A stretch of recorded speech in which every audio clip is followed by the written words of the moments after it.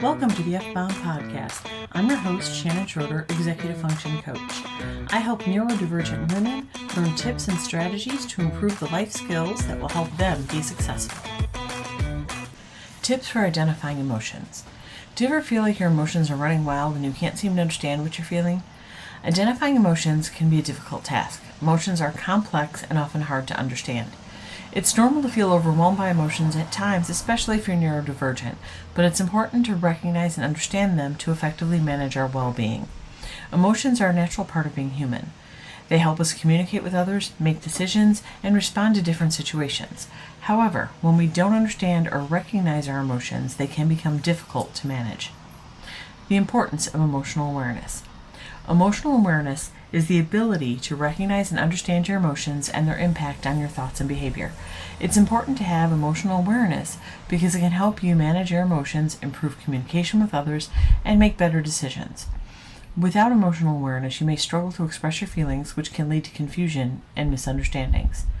Identifying emotions in order to process them has many benefits, including improved self-awareness. When we understand our emotional responses, we gain a deeper understanding of ourselves.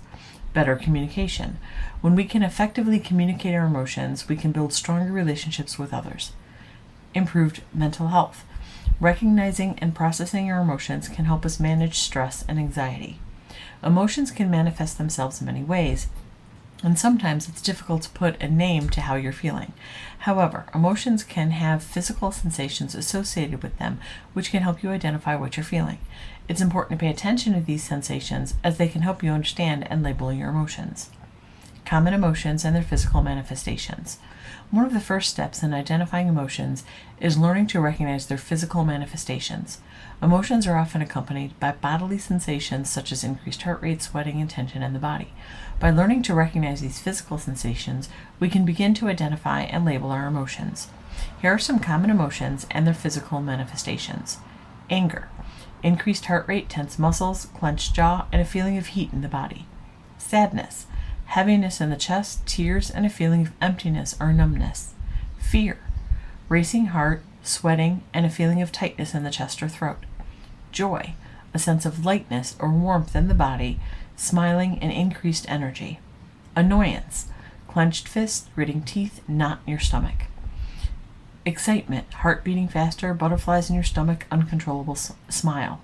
Frustration. Tapping your foot, clenching and unclenching your fists, letting out an exasperated sigh. Guilt. Tightness or heaviness in your chest, droopy shoulders, avoiding eye contact.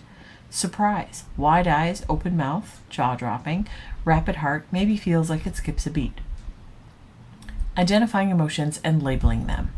Once you've identified the physical sensations associated with your emotions, the next step is to label them. This can be challenging, especially if you're not used to talking about your feelings. However, it's important to be specific when labeling your emotions. For example, instead of saying you're feeling bad, try to be more specific and say you're feeling sad or frustrated. This can help you understand your emotions better and communicate them more effectively to others. Check in with yourself regularly. Emotions can hit us quickly, so make sure you remember to pause and reflect. Take a few minutes each day to check in with yourself and identify how you're feeling. Find a quiet spot, take a few deep breaths, and allow yourself to reflect on what you're feeling. Scan your body for any physical sensations like the ones we talked about earlier, a racing heart, a knot in your stomach, tense muscles, etc. These can give you valuable clues about what's going on inside. Use a feelings chart. There are many feelings charts available online that can help you identify and label your emotions. Sometimes it's tough to put our feelings into words, but having a rich emotional vocabulary can be a game changer. Start with basic emotion words like happy, sad, angry, and scared. As you become more comfortable, dig deeper for words like frustrated, elated, anxious, and proud. The more precise you can be with your labels, the better you can understand yourself. Journal. Writing down your thoughts and feelings can help you identify and label your emotions. Writing can be incredibly therapeutic. Consider keeping an emotions journal where you jot down how you feel throughout the day. Describe the events or situations that triggered the emotions. This practice can help you spot patterns, triggers, and recurring emotions that you might not have been aware of before. Embracing neurodiversity and emotional expression. If you're neurodivergent, I'm sure you know that emotional expression for you can be as unique as everything else about you. Neurodiversity encompasses a vast spectrum of cognitive differences such as autism, ADHD, dyslexia, and more. Just as every person's mind operates uniquely, so too does their emotional landscape. Validating diverse emotional experiences. One of the first steps in embracing neurodiversity and emotional expressions is to validate and acknowledge the broad range of emotions that you might experience. Emotions are not one size fits all, regardless of what people say. They're varied and shaped by our individual neurology. Whether it's feeling emotions intensely or experiencing them differently from others, each emotional journey is valid and deserves understanding. This may seem obvious to you, but for many neurodivergent people, they've been told their whole lives to be normal. Or they get asked, why are you reacting that way? Or they're just told they're too much. To this I say, screw them. That's about as nice as I get. But the people around you do need to be educated, and it starts with this knowledge. Your feelings and expressions are valid. Challenging stigmas. Unfortunately, societal stigmas surrounding neurodiversity can lead to misconceptions about emotional expression. Here are some of the stigmas or misunderstandings that you as a neurodivergent person may encounter or be told. You lack emotions or don't experience emotions as intensely as neurotypical people.